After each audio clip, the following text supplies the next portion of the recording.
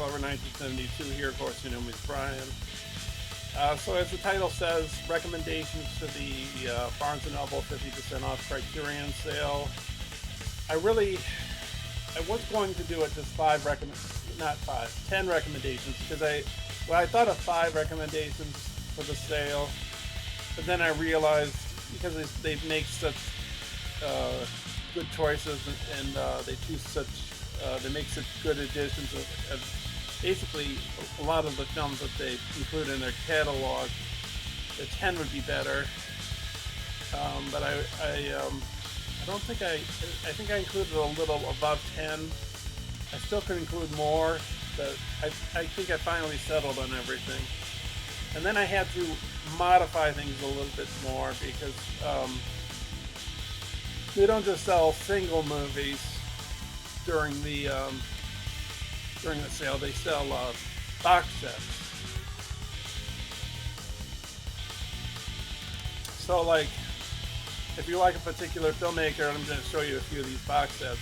If you like a few of the particular filmmaker, and you want to save some money, you know, like buy, I think this works mathematically better.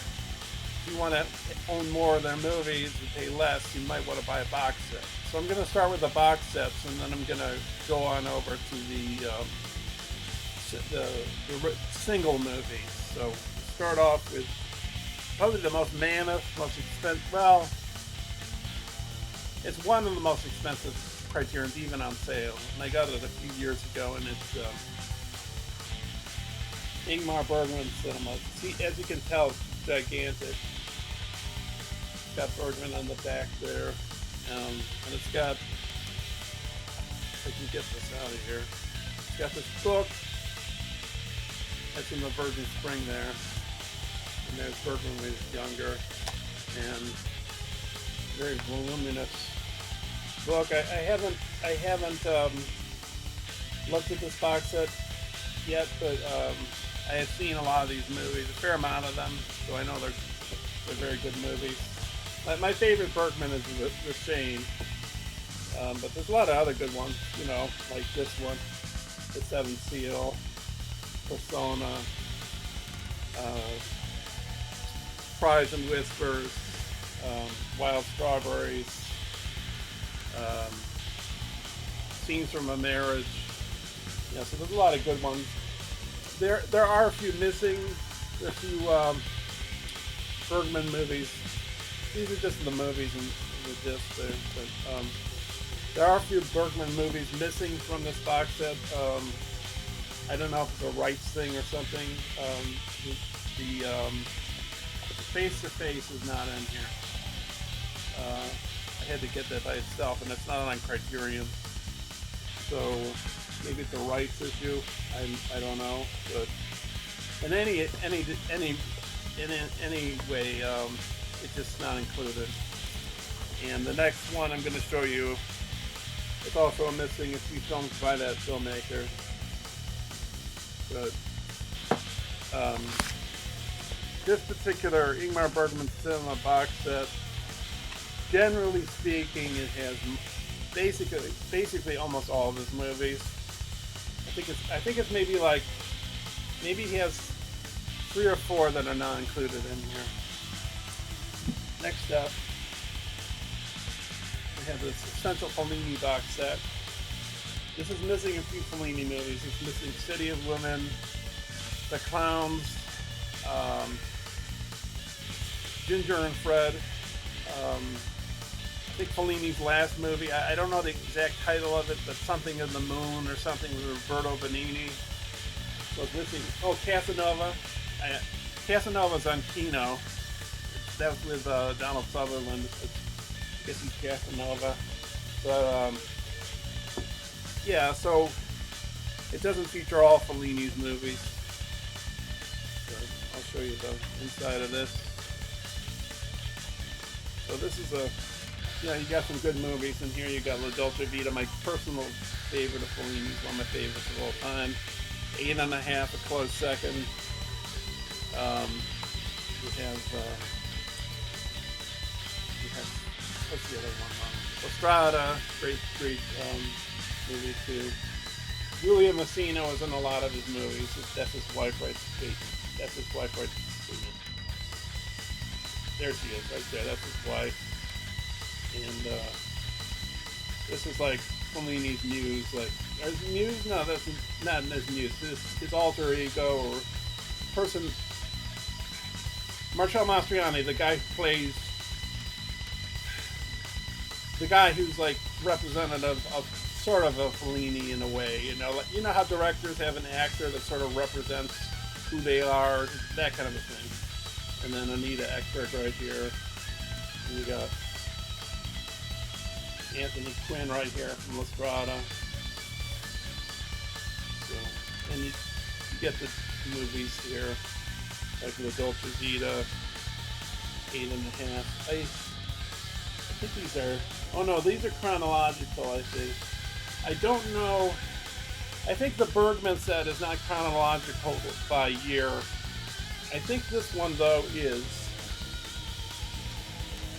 I'm pretty sure these ones are chronological by year. This one gives you 2 books. This book, which is the guide to the film. The thing about Fellini is, even his bad films, even though they're bad, visually they're unbelievable. They're surrealistically beautiful to watch, So even though some of his films are kind of indulgent, or well, he's kind of indulgent, but like Satyricon. Satyricon has some beautiful images in it, but it's kind of a bad movie. But there's some cool scenes, like they have the bust, half a bust of the head, like from like here, going down a giant head going down a hallway, getting pulled by people on ropes or whatever. And I haven't seen all films. I haven't seen a ton of movies with earthquakes, but it's a pretty impressive earthquake scene in that film. So visually, it's kind of interesting movie, but it's like it's interesting failure. It's like a spectacular failure. Satyricon. Maybe a little of it's kind of boring, but I don't know. So, yeah. I don't know if I want to make this video too long. I think it might go a little long, because the reason being, because I'm showing you a fair amount of these titles. So I am going a little bit past, because I'm showing things like box sets, and I'm showing a little bit more than 10 recommendations. Now, actually, before I get to the Eclipse box sets, do I have 2 Eclipse? Yeah, I have 2 Eclipse box sets. I still have a few other box sets to show. This is the BRD trilogy by Fassbinder, one of my favorite directors. And one of the things I like about him is he makes depressing films. A friend of mine sent me a saying Fassbinder says, like, it's good to watch depressing films, but not to live a depressing life. Something like that. That's what Fassbinder said when he was alive. He died in his early 30s of a drug overdose. His films are about the power dynamic between people having power over one another and relationships, and I like his bravery in tackling difficult subjects, and he's unabashed. Like he didn't hide anything. He was a bisexual. He's homosexual, but he was also bisexual. I got a box set for this sale, Pasolini101.com, Pasolini 101. Pasolini was a homosexual, he was a communist, and he was an atheist. So that's kind of a triple threat when you live in Italy. When he made Salo, he was assassinated. And I didn't know this until recently, but I guess one of the cast members of Salo was the person who killed him, I think. And they were never brought to justice. But both of those filmmakers are kind of uncompromising. They don't hide anything, and they're controversial, you know. But anyways, so this is BRD trilogy. It's got 3 of his movies. Marriage of Maria Braun. That's set in World War II, right after World War II, about this woman. I think does her husband die during World War II, or Veronica Voss, and you got Lola. I think Lola is a period film. I've seen these films. I think I watched a lot of Fassbinder. I like most of his films. Maybe there's one that didn't work. Something like The Fly something. I think some of these filmmakers like Fassbinder, Ozu, Bergman, they might show you like depressing things, but like life's not always fair, and you can, you know, I just like the fact that they're unflinching with their viewpoints. You know, they're not afraid to say what they think, and that's probably one of the reasons they're in the Criterion collection, you know. So, yeah. Veronica Voss. But basically, I like Fassbinder because he's uncompromising. He's not afraid to say what he thinks. He also talks about the power dynamic. That's a big thing with him, like people having like psychological control over other people by manipulating them, and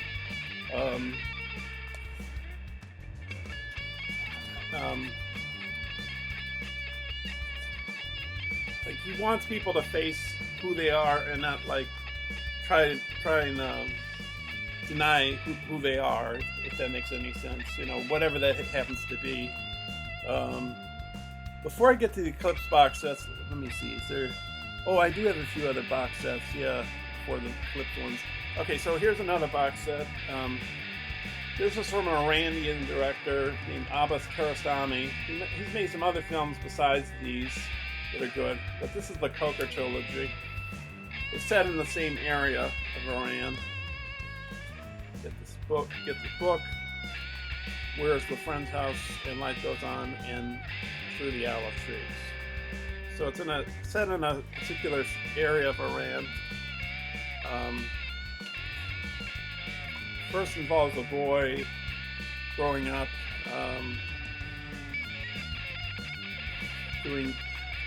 just living his life, and second one involves this guy visiting there, and at the time when he visits there, it turns out there's been an earthquake, which I guess really happened. It really happened.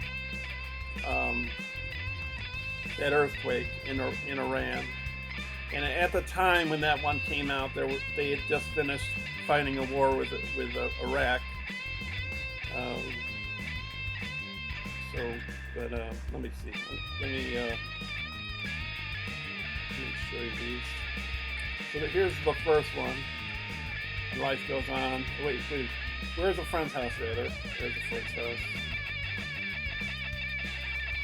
And Life Goes On. Wait a minute. And then this third one involves a film crew. And a wedding. I don't know if the wedding is fictional or true. I think it's fictional. It's because they're filming a wedding, fiction-wise. So, but these are very good. I think, like, you know, I put these right in here. You know, like some people might have an idea of what Iran is like, and I don't know if it's fair to have an opinion about Iran.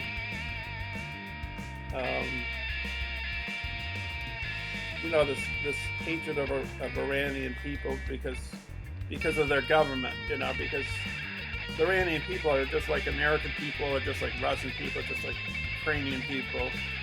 They're at least I would hope, you know, most people, Chinese people, the governments are not the good ones, you know. That's the thing, you know.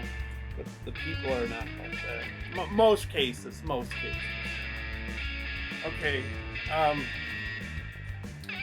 So there was a part earlier in the video where I was trying to fix the Poker Trilogy by Abbas Kiarostami box set, moving it around, trying to fix it back into the same locations, and that's not a way to put it. Get it. I see it now. It's not right. Get the discs in the appropriate area so that it would look like it does when it's in the right place. So I'll just edit that out. Anyways, I'm gonna show. I think it's just one. No, it's more than one filmmaker, but I think it's two filmmakers. I'll show more than one of their movies, and actually I've done it three on one guy, Fassbinder. I'll show another Fassbinder in a second, but there's another filmmaker I'm going to show more than one box set of. So, then anyways, this one I'd recommend a little less. Maybe that doesn't mean this one isn't good or anything. It's great. But if I was to choose between the two of these, I'd choose the other one. But this one is very good, and this one is called the Decalogue. It's very loosely based on the Ten Commandments. It's not really uses that as a launching pad for exploring how certain situations affect the outcome of somebody's decision making. So like cheating on your wife, or spying on somebody, or killing somebody, like the ethical, moral implications of that. These don't take place this was the time when Poland was occupied by the Soviets. It was made in the 80s. I just went for one more movie, which is like my default movie. If people ask me, like, what film off the top of your head would you recommend if you were to get a Criterion? Maybe I'll wait till the end on that one. But let me continue. So, Decalogue. So it's 10 movies. Technically, they're not movies. They're like, it was a TV miniseries on Polish television. Two of these movies are technically TV shows, if you will.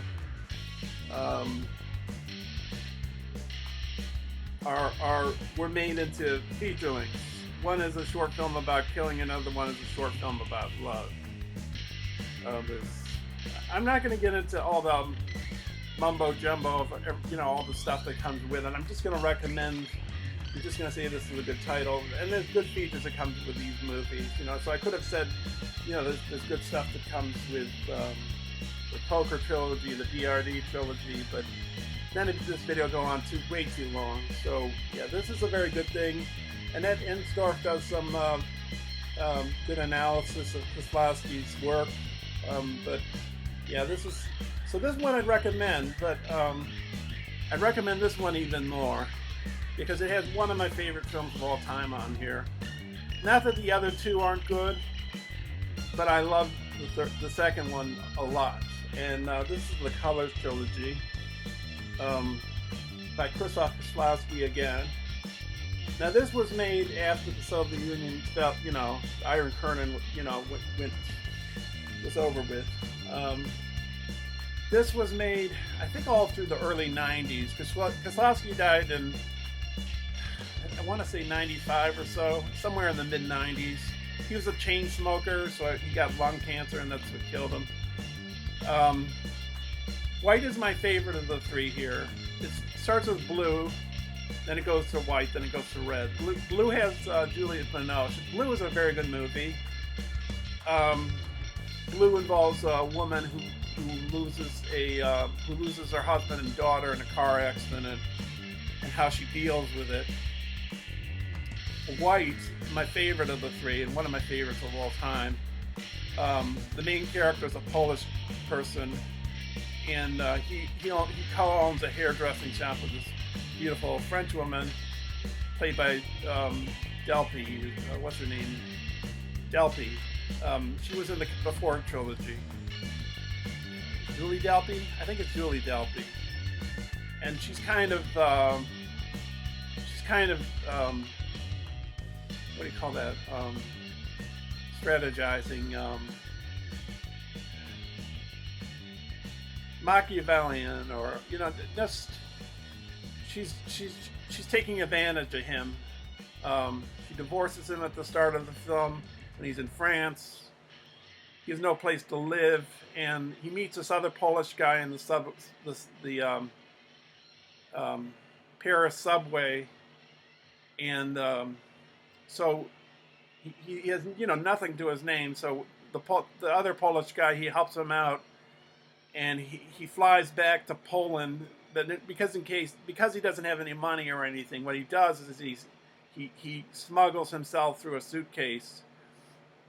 And when he gets back to Poland, I don't want to give out too much, but he ends up in this landfill, and these people beat him up, and then he rises from that, and he's a hair cutter, so something involves the hair cutting business to rise him, and the ending is so fantastic, excellent ending. I mean, and what he does to his former wife, and how he deals with it at the last minute is just unbelievable. I love this movie, White. And Red is about an eavesdropper played by, I don't know how to pronounce his name. He was in The Conformist, and he was in The Great Silence.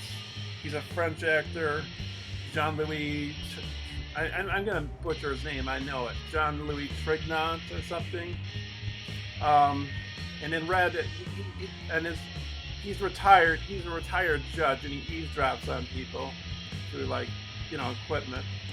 And in that particular, in Red, he meets this woman. I think her name is Irene Jacobi. I think she's a Polish actress, and she was in another film that Kieslowski made called The Double Life of Ronnie. So, yeah. But anyways, and this is a load of special features on it, like short films he's done. Oh, I will preface, I'm going to say something about a few of these movies. Aaron Pin, I might put some links down below this video to other YouTubers that suggest Criterion suggestions. But Aaron Pin, as far as the Decalogue goes, he says the Arrow one is way better than the Criterion one. I'm fine with my Criterion one. I'm a Criterion Criterion horror, Criterion sucker, or Criterion lover, or I don't know. I'm just Criterion owns me. There are a few other companies that I have stuff of. Like Arrow. Now I have some Vinegar Syndrome. I have some Severin, but Criterion I've bought a lot of, and that's why it's so hard to make a video. And I've made some videos in the past with recommendations, some with music and pictures, and some with me talking. Okay, so let me see what's next. Okay, so now we're gonna get two more box sets, and then we'll go to the single movies, I think. Yes, okay. So, anyways, and the last one I'm just going to show is the one like my default, like the one I recommend the most. These Eclipse box sets. If you want to save some money, you don't want to spend tons of money on a box set, even though technically you're sort of saving money because you're buying lots of movies. But if you want to buy a cheap box set with a lot of movies, then there are more than a few Eclipse, but I'm going to recommend two Eclipse. This is the first one. This is Larissa Shepetko, and I'm going to recommend it. After I do the Eclipse ones, I'm going to recommend her husband's film, because they sort of tread on the same topic and subject, and they're sort of in the same area of Russia. But So she made these two films, Wings and The Ascent. The Ascent is similar to her husband's movie, which I'll show in just a fairly short while. But um, anyways, there is an edition of The Ascent by itself on Criterion, which has lots of special features on it. But I'm just going to go with this if you want to buy it cheap. So, yeah. And Wings is about a woman. She's a Soviet officer, and I think she's raising an adopted daughter, and like I think she's kind of conflicted. She's trying to be a good Soviet citizen and yet be a human being at the same time. And The Ascent is set in Russia during World War II, and you know how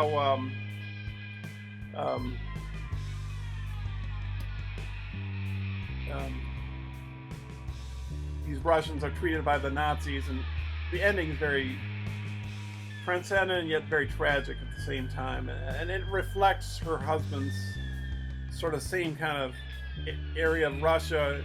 I think it's Belarus. Both of them are set in Belarus. I thought it was Georgia, but I think it's Belarus. I think at the ending of is her husband's film, it says Belarus. So, yeah. So that's Larissa Shepetko, and my video is chopping up. So maybe I'll stop it for a second here and see what. All right. Yeah. So, if you saw the choppiness just before this was the film I recommended. Larissa Shepetko, Wings and The Ascent. The Ascent is very similar to her husband's movie, which I'll show in just a few minutes. Set in Belarus, I believe, and the ending is sort of transcendent yet tragic at the same time. It's Soviets fighting or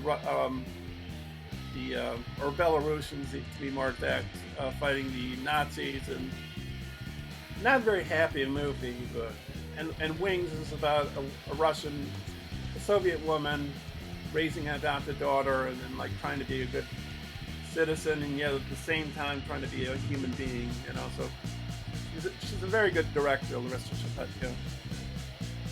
And then I got another Fassbinder box set, but this one you could buy cheaper because they're Eclipse box sets. So it's early Fassbinder. These films are very good. I think they're all in black. No, I was going to say all black and white, but one of them's in color. Beware of a Holy Horror. I think all the other ones are black and white. I know some of them are. I shouldn't say that. I think Beware of a Holy Horror is the only one in color. But it has Love is Colder Than Death, which I think it was his first movie. Katzelmacher, Gods of the Plague, The American Soldier. Fassbinder also uses popular music in his films and also classical music, which he tends to do in his movies. And that's Fassbinder right there. There's another film he made. I'm not showing it, but it's a good movie. A lot of Fassbinder's movies are good. And it's what's it called? Ali Fury to Soul. The guy who plays Ali was his boyfriend at the time.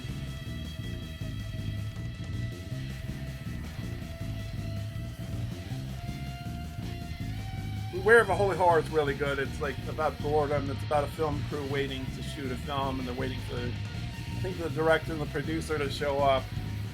But it's like, it's not just a film about filmmaking. It's a film about boredom, basically, and how it like rots people out. You know, makes people kind of just makes things miserable. But that's Fassbinder. You know, you got that's just a given. Well, you know, before I show that Russian film, I will show the other Fassbinder movie to get that out of the way. I tore the plastic on the case of it, so I had to put it in a DVD case. But anyways, it's The Bitter Tears of Petra von Kant. Probably my favorite Fassbinder. I like Beware of a Holy Horror a lot, but this is about a woman. She's a fashion designer. Some of these movies, by the way, were or are on YouTube. YouTube for free, so if you don't want to buy them, you can always watch them on YouTube. But anyways, she's a fashion designer. She's like in her 40s. She meets a woman in her 20s named Karen. And they have an affair, and then very shortly after the film begins, not too long in, Karen basically they get in a fight, and Petrova and Kant's life just revolves around Karen coming back, and she's like attacking the secretary and her friend and her daughter and her mother, and it just goes crazy because she's got these mannequins and she has them in positions like making out. There's a mural on the wall of her bedroom, some kind of painting from some Renaissance era or something. It's great because it's just in one room, the whole movie, and it was a theater play before it was a movie. Fassbinder usually made like 3 films per year, so he made like 50 films in his lifetime, and he died in his early 30s. Like Hitchcock made films for like 5 decades or 6 decades, and he made like 50 films. But like Fassbinder made like 50 films, and by the time he was like 34, 33, something like that.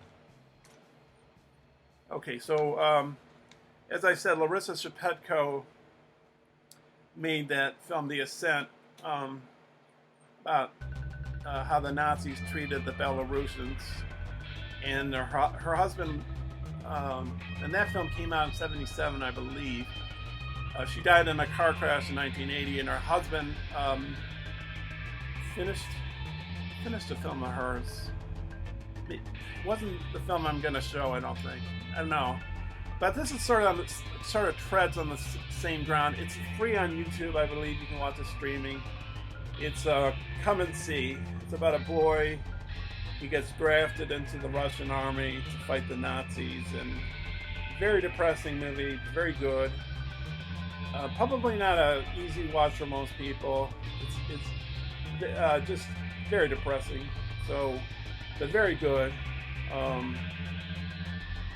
Some of these films, like if you can deal with films like that, then buy it. If it's just a bit too much, or you just don't want to deal with this, then maybe not.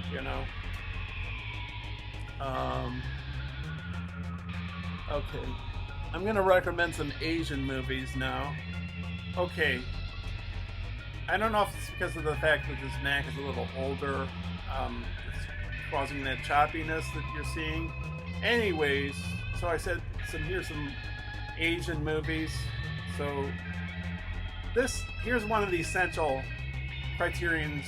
Like if you want to know like what are the real essential criterions to own, like what should be in every Criterion owner's collector's library, and this was number 2 in their catalog, and it's quite obvious. There are other great Kurosawa films out there. My personal favorite, Throne of Blood. Dreams is a very beautifully done edition. I haven't really looked at the edition of Dreams entirely, but I've glimpsed through it. There's other good editions of Kurosawa films on Criterion, The Hidden Fortress, non-samurai films too, like Kiru, The Bad Sleep Well, High and Low, but this is like not just Japanese-wise or Kurosawa-wise, but this is one of the classics of cinema. That's about these farmers. They get raided by their crops get raided by raiders, warlords, or I guess they're samurai of some sort. So they go to the old man of the village and they say, what should we do? We gotta do something about this. And he says, go hire 7 samurai. So they get 7 samurai.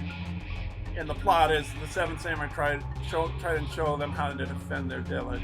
And I don't want to get into too much detail, but it's got some humor. It's got some tragic moments, romance, how to be noble, how to sacrifice. It's got everything. That's what makes it a great movie. It's got some great special features on this. I think it has 2 commentaries.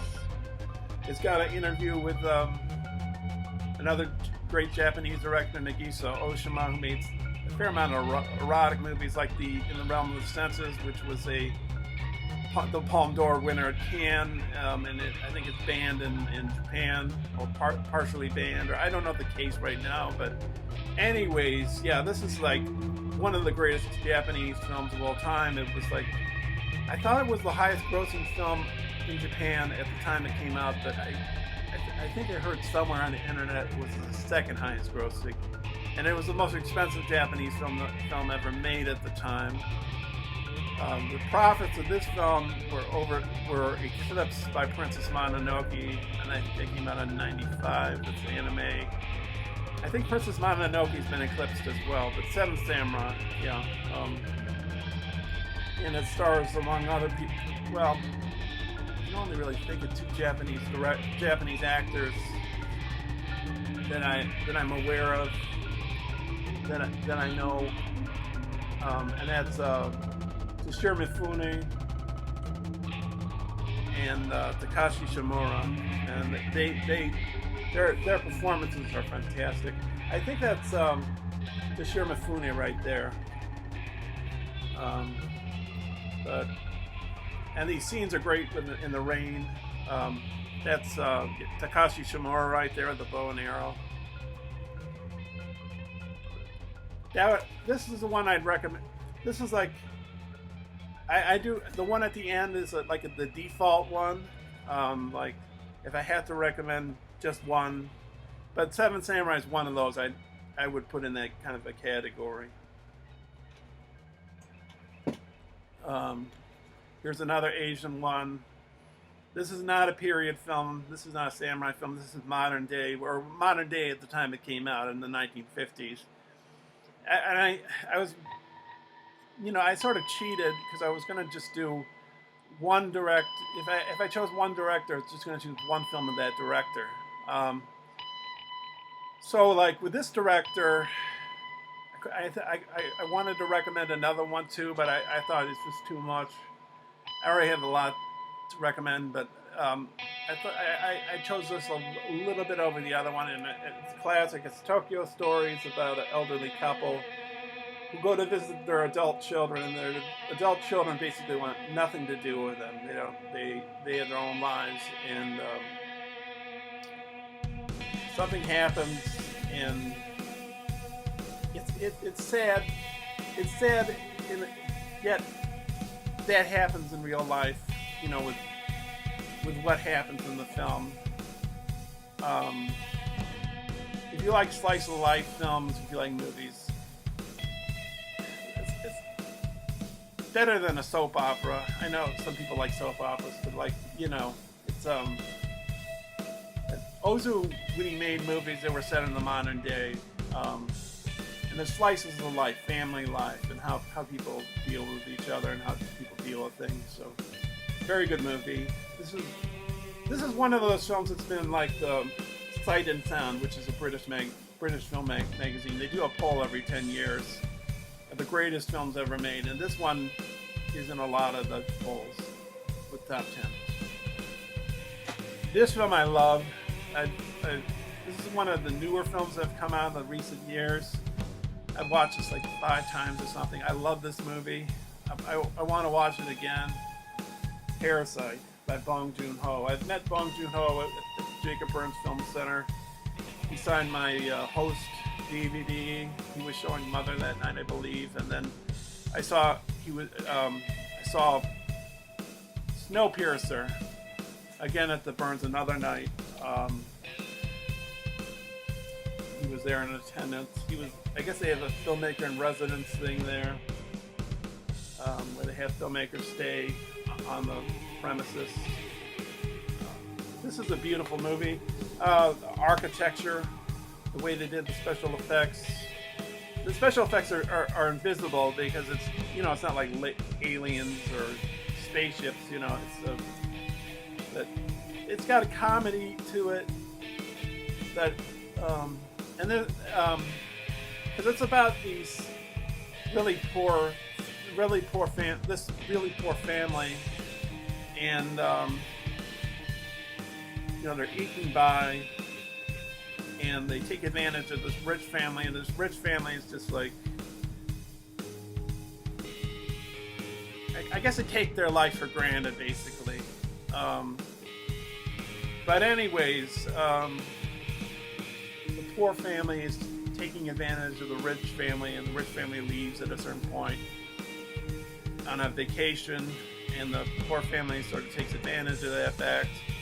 But something that then it goes for like a 90-degree turn or 45-degree turn. All of a sudden, something you never would expect. I mean, the class thing is one thing. I think that is reflecting a lot of what's happening these days. Again, that makes me think of another Criterion that I thought of recommending. That I won't recommend it. I'll just say Miracle Milan. That's another film I recommend. But because it treads on the same ground as like this one. But Parasite's better than Miracle Milan. Miracle Milan's good, but Parasite way better movie. Technically, actor-wise, story construction. Okay, I'm using my old Mac. Well, it's a newer Mac I bought, but it's an older Mac. So maybe I should have done this off of my 2014 Mac, because I've had longer. This one I've had for a few months, and it's 2012, and it's getting choppy after a certain amount of minutes. I'll just finish off this Parasite and continue, but yeah, there's a 90-degree angle at a certain point in this film that you would never expect. Like it comes out of nowhere, and the film's great as it is before then, and it gets, better be the right word, I don't know, it just takes it in another direction, and the way it ends is fantastic. I love this movie. So Parasite I highly recommend. And if you want to buy a new movie that's a Criterion, you don't want to buy an old movie that's a Criterion, I'd recommend this one. Okay, so let's get to some other ones that are not Asian. My favorite director, as you know, my channel, Stanley Kubrick. There's another film by Kubrick that's on Criterion, and it's a very good addition, very good packaging, but I didn't include it in this. I'm gonna miss some of these movies that I want to recommend. There's probably twice the amount of films I'd like to recommend in this video that they don't have around me right at the current moment. That are stored on my shelves. And anyways, let me recommend one Kubrick, because I'm a Kubrick lover. This is Barry Lyndon. It's said to be one of the most beautifully photographed films of all time, or the most. It's one of the. How can you say this is the best film of all time, the most beautifully photographed? It's at least one of the most beautifully photographed films of all time. Not just that, it has a second disc, and it talks about special features are sort of like what makes this an even better Criterion.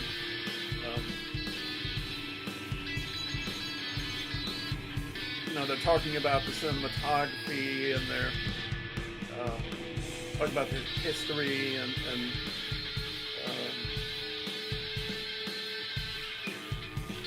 the costume design.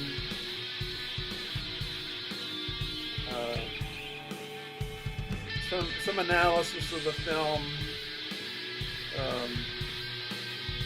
Ian Vitale, he played Lord Bullingdon in the movie and would later become Kubrick's assistant.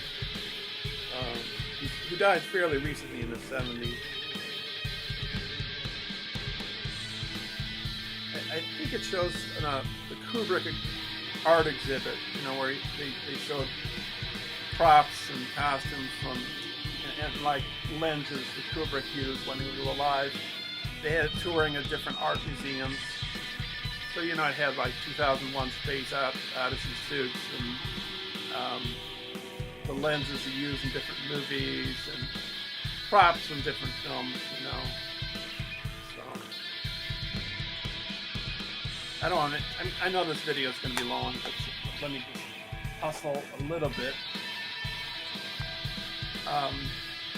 I own a few Hitchcock Criterions, haven't watched them all. I think I like Rebecca, but I haven't watched Criterion of it.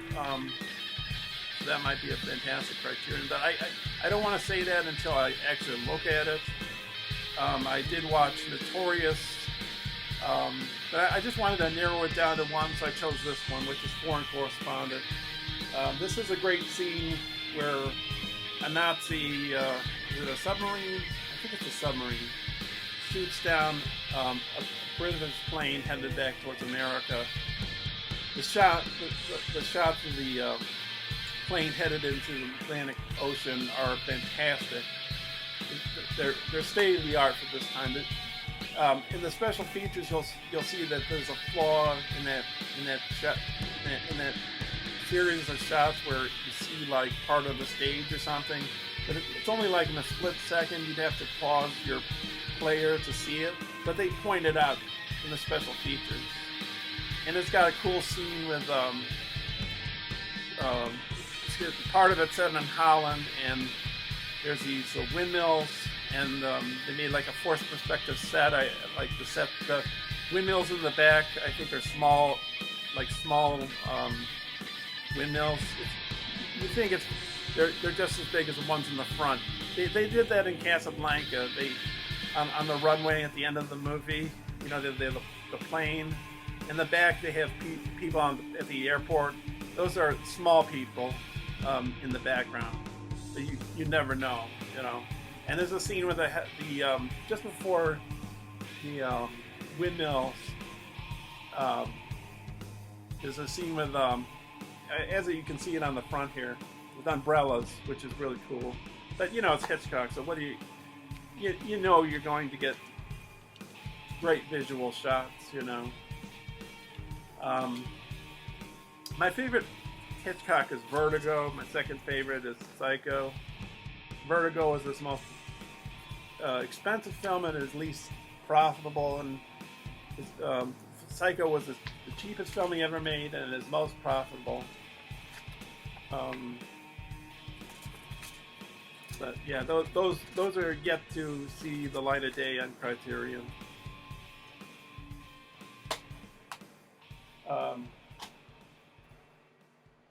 This is an Italian movie. This first film Michelangelo Antonioni did in English. I was a little conflicted on this, right? Because I wanted to recommend two other Antonioni movies that were in Italian. Maybe this might not be my favorite Antonioni, but there's a very good Criterion. That's why I'm recommending this one. My favorite Antonioni is La Notte with Marcello Mastroianni.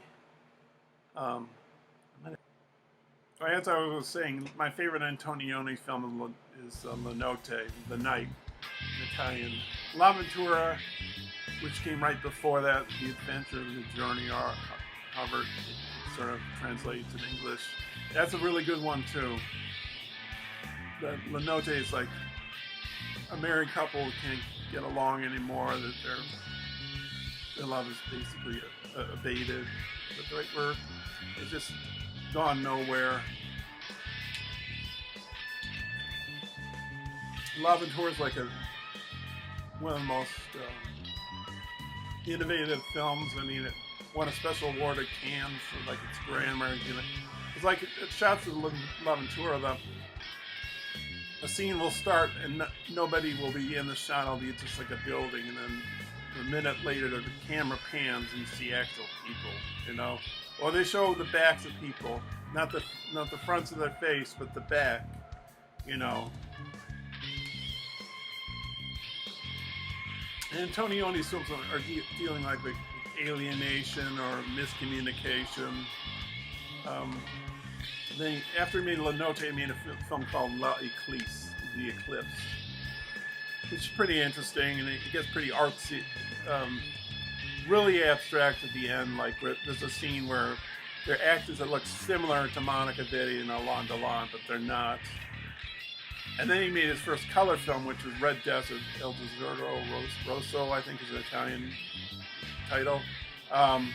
But that's a little bit too avant-garde for its own good, I think. But after he made Red Desert, I think his next film was this one, which is his first film in English, Blow Up, which is fantastic. It's got a score by Herbie Hancock. And this is just a great Criterion. It's got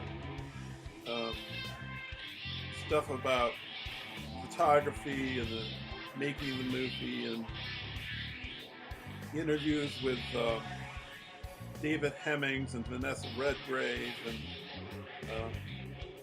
the book in here is pretty good. I don't always read the books that these films are based on. Not these films are based on. I don't read the books, rather, that Criterion puts in these things. I like the fact that there are books, but I don't always read them. I think the book is... This is the reason why I recommend this one, is the book. But, yeah, this is really good. There's a movie similar to this on Criterion called Blow Out, which is by Brian De Palma, which follows the same kind of storyline. This one, photographer played by David Hemmings. He's a fashion photographer, but he takes a photo in the park following this woman, and when he develops the photo, back in the days before there were iPhones and Androids, he develops in a laboratory and finds a dead body on the ground. And Blow Out, back at, because this was made in the 60s, Blow Up, 66, I think. Blow Out was directed in 1979, maybe, or 77. Maybe it was 77 or 76.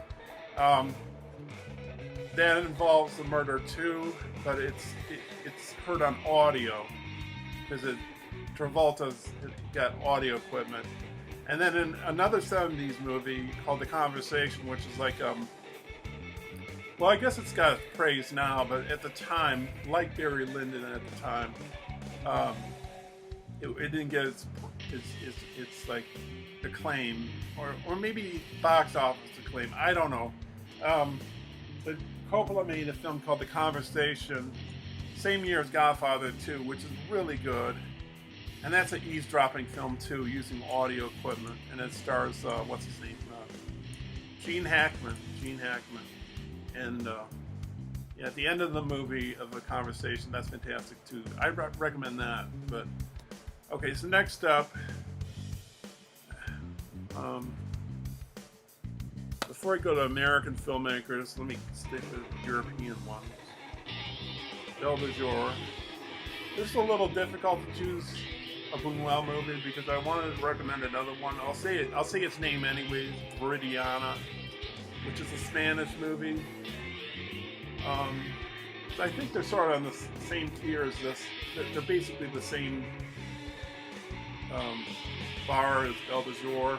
He made some other great films too. He made Exterminating Angel, Discreet Charm of the Bourgeoisie. Those are good films too. But Belle de Jour and Viridiana are probably his best films. Viridiana was a film that was made in Spain, and that's spoken in Spanish. He did films in French, Spanish. I think he did a few English language movies, but when he started it out, he made his first film he made was Un Chien Andalou, which I think means Andalusian dog. He made that with Dali. That's the famous one where the woman's eyeballs cut by a razor. And his second film he made was L'Âge d'Or, The Golden Age, which Dali was going to continue working with him on, but it bailed on him, I guess. And that was banned for like 50 years. And if you see it, it's very trite, like why would it be banned today? It wouldn't be banned today, but yeah. But anyway, so for quite some time after that, he was making films. I think he made a few films in America, and then he made a whole bunch in Mexico. And I think he started rising back up again when he made a film called I'm gonna butcher it, I know it. Las Olvidadas. I can't remember what that means. About poor Mexican people. Um, and the next film that hit a peak was the, the Exterminating Angel, about a group of wealthy people that come back from an opera, have a dinner, and they can't leave the room they're in. There's nothing blocking them, but they just don't leave the room. And he's a surrealist, so he has sheep going in the living room and a bear walking around. And they tear the dinner party. They tear the wall apart, and there's a severed hand walking around the floor. Belle de Jour is about this woman played by Catherine Deneuve. Oh, that's another film I'd recommend. By Polanski's second film called Repulsion. She plays a virgin and she lives in London. And she spends time at her apartment, at her sister's apartment during the weekend, and basically goes nuts. There's an homage to the scene where she walks through the hallway and these hands come out of the walls. There's an homage to that in Romero's Day of the Dead at the start of the film. And anyways, I'm digressing. Belle de Jour, this is a woman, she's married to a doctor, a physical doctor, a primary care doctor. And she hears about prostitution at this time. Prostitution wasn't always illegal in France, but by this time, which is 1967, I believe, it had become recently illegal. She finds out about a place that still has prostitutes.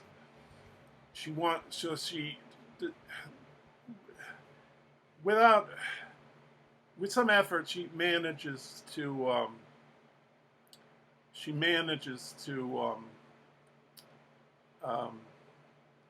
become a prostitute. They don't, the madam or whatever doesn't accept her right away.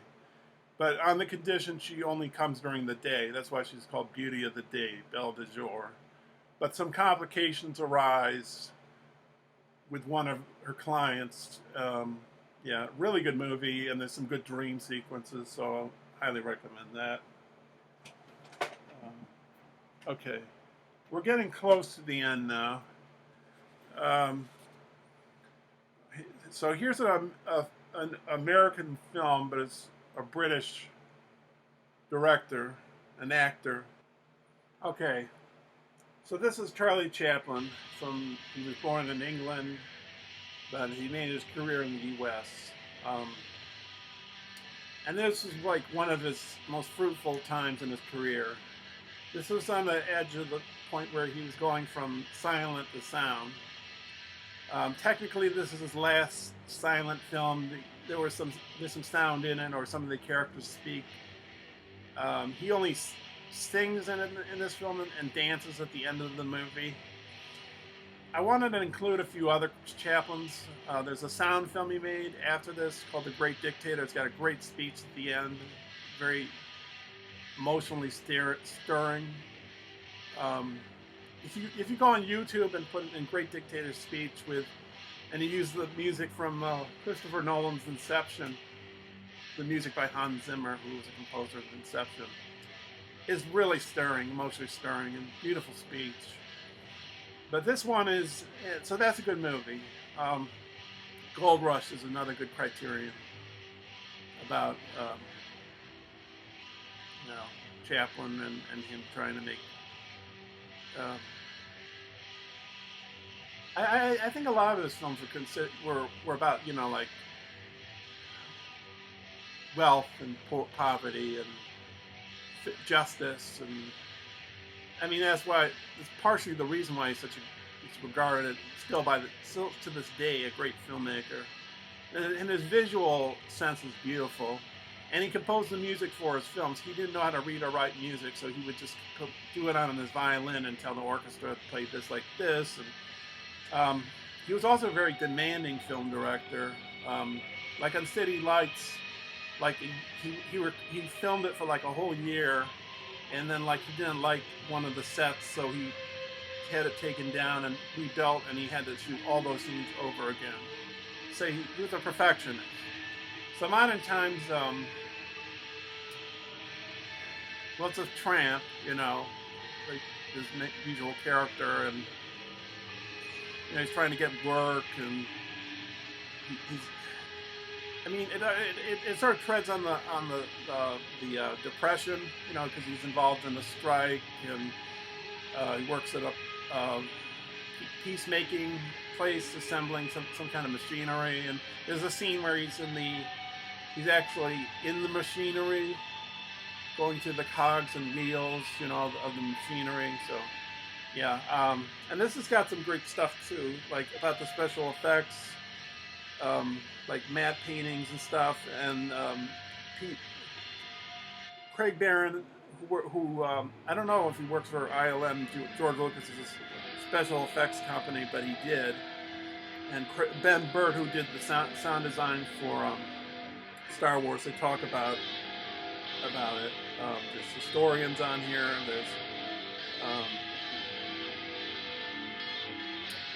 There's some other special features, some silent films and stuff. So yeah. So. Okay. So I think we're almost at the bottom of this. We got 3 more films and that's it. So I know this is going on forever. My favorite, I like Terrence Malick a lot. I probably just, the film of the ones I have seen of his that I don't like is Badlands. Probably unpopular opinion. Maybe I'll change my opinion on that.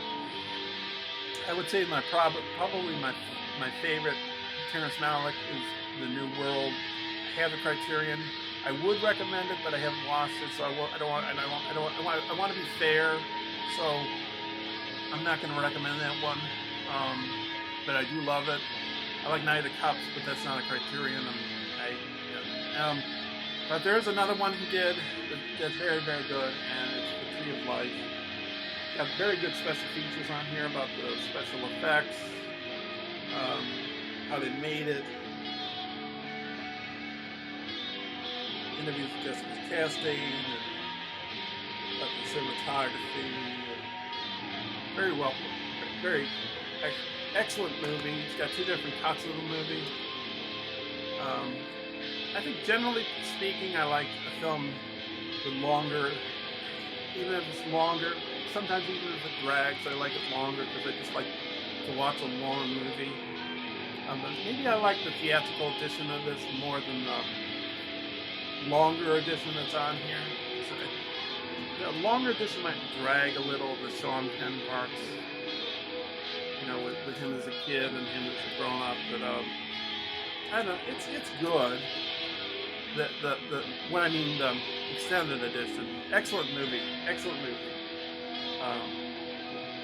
Young boys growing up in Texas. I'd like to say that Terrence Malick is a Stanley Kubrick of America. Well, Stanley Kubrick is an American like Terrence Malick. He's from the Bronx. Stanley Kubrick. The thing about Stanley Kubrick is he moved to England fairly early in his film career, like in the 60s, and he never came back to America. But how I compare him to Terrence Malick is like, I think Terrence Malick has the same kind of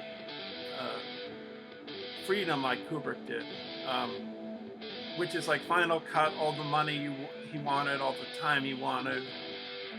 You know, I think with both directors, I don't know if Kubrick ever storyboarded stuff. Maybe he'd have the storyboards like special effects in 2001, but like. So like with Malick, he's like the Texas Stanley Kubrick, because he's got all the money he wants, all the time he wants.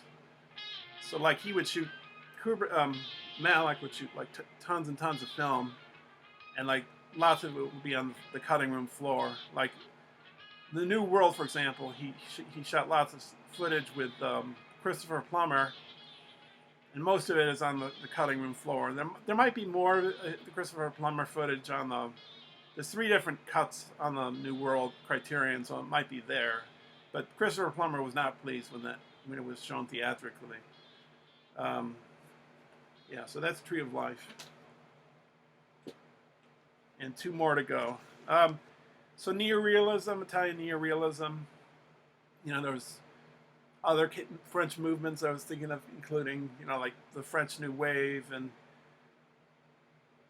so I could go on forever with these criterions, like Godard's Breathless, and my favorite Godard movie being Weekend. I think I've recommended that in another Criterion recommendation video. But I don't know if everybody likes Weekend. Breathless might be a more graspable movie. Weekend's a little out there. I think it's supposed to be funny and a commentary about capitalism and socialism. But and I don't know if Godard really reached the same heights story-wise and aesthetically after Weekend. I don't know about that. And there are directors that were big influence on the French New Wave, like Jean-Pierre Melville, and he made a film called Le Samurai, very good. I have that. That's a good Criterion. There's a good movie he did called Army of Shadows, another Criterion, which is, it's about French resistance fighters fighting the Nazis, but basically Melville makes movies that are basically gangster movies. He made another really good one called On Fleek, which is not on Criterion, it's on Kino, but I think it has like an hour-long documentary or something. That's a good one. But here's a neorealist film. I thought of recommending the War Trilogy, and I did watch it recently. But I thought I'll just stick with one of the most popular neorealist films of all time. It does have some documentary material on it, and it's bicycle themed. It's a simple tale. It's about a man who needs to feed his family and take care of himself, and he gets a job with a bicycle, posting posters around town, and somebody steals his bicycle. It's a very simple tale. A lot of, like Stanley Kubrick, this is one of his favorite films of all time. I think a lot of directors consider this like one of the greatest films of all time, one of their favorites. So yeah, Bicycle Thieves. And I think it's got some stuff on neorealism on here. Yeah. So, and here's the last one. This is the default recommendation. Like if you said, what film would you recommend off the top of your head that is a Criterion? And this is the one I would say. It is The Last Emperor. It is by Bertolucci. It's a fantastic movie. Again, if you know me, you know I like depressing movies.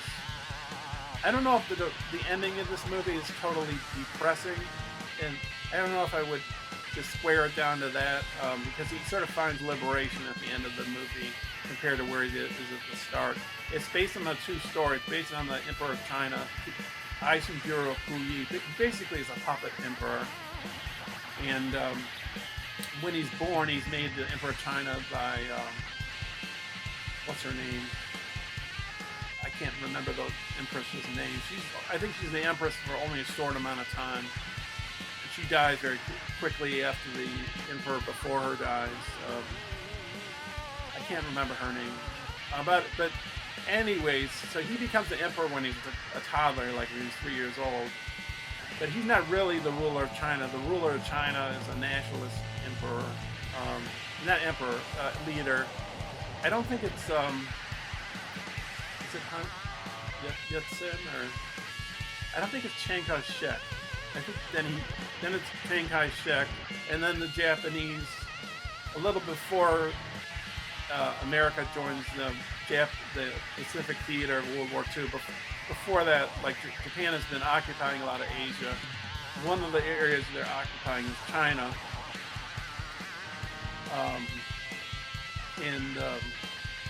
so they, at a certain point, they occupy Beijing. I think it's called Shanghai before, or is that another city?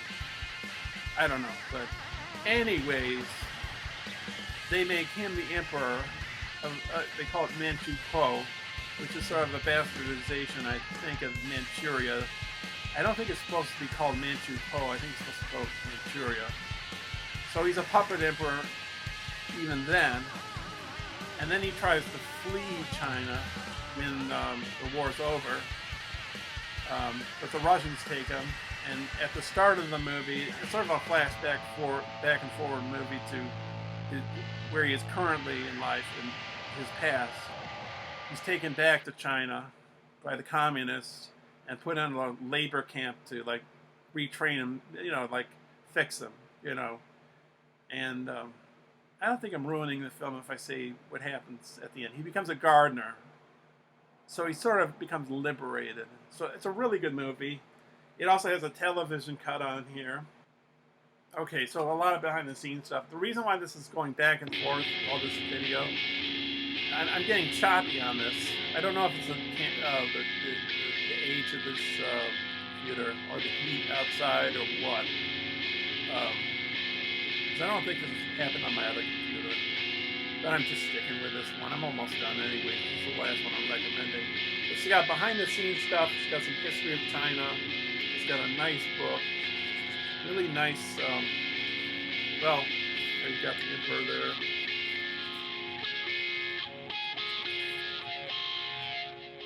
What do they call those people?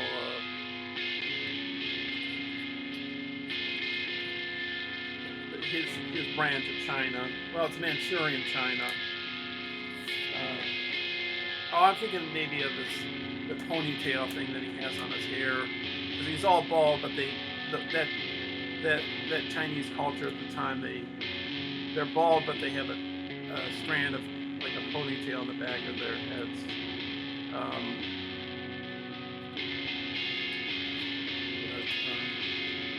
Yeah, and I will say, a friend of mine says the aspect ratio on this particular film is not great for Criterion. He says a better edition is Arrow, so I'll just say that in case you want a better aspect ratio. He says also that this one is, the Arrow one has all the special features included that you have on this one, or maybe I don't know if the Criterion features are on there. Anyways, if you want the correct aspect ratio, go for the Arrow. And as far as recommending the Decalogue, I'm stuck. I'm a Criterion whore. I'm stuck to Criterion. I'm a lover of Criterion. Sort of like a lover of Apple computers. Like, they can make a better PC, but I'll stick to Apple. So, Decalogue. I don't know if it features a ton of special features. Annette Insource on those special features. She's a professor, and she covers a lot of Koslowski on the Koslowski Criterions. But here, there's a little more on the. I don't think it's a facet, because I've seen it on facets on the Decalogue before I saw it on Criterion, and facets is another boutique company like Criterion or Arrow, and but Aaron Pinn recommends the Arrow edition. I'm pretty sure it's the Arrow one of the Decalogue, but if you ask me which Decalogue to get, I'm gonna say the Criterion. Of course I'm gonna say that. So, alright, that's the whole video. I know this is gonna be long. Maybe I'll put a warning, like this video is gonna be, so such and such minutes and seconds. I'm not gonna keep you any longer. I know the sale is only gonna last for this month. Okay. Thanks for watching. Have a good day, and bye now.